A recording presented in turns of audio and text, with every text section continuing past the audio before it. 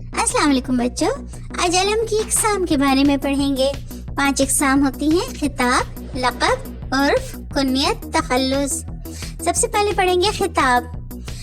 وہ نام جو کسی شخص کو اعزازی طور پر حکومت یا عوام کی طرف سے ملے اور وہ شخص اس نام کی وجہ سے مشہور ہو جائے، اس کو خطاب کہتے ہیں۔ جیسے سر سید احمد خان، شمس العلماء مولوی نذیر احمد، قائد اعظم محمد علی جناح۔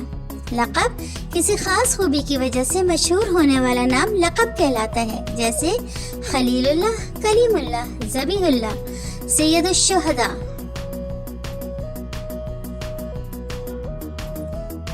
عرف وہ نام جو محبت یا نفرت کی وجہ سے مشہور ہو جائے، جیسے گڈو، کلو، بیبی، رانی۔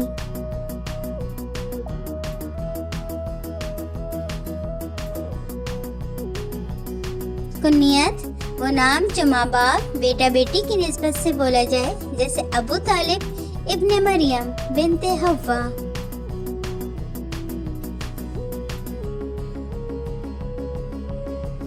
تخلص شاعر اپنی شاعری میں جو نام استعمال کرتے ہیں اسے تخلص کہتے ہیں، جیسے غالب، میر، اقبال، درد۔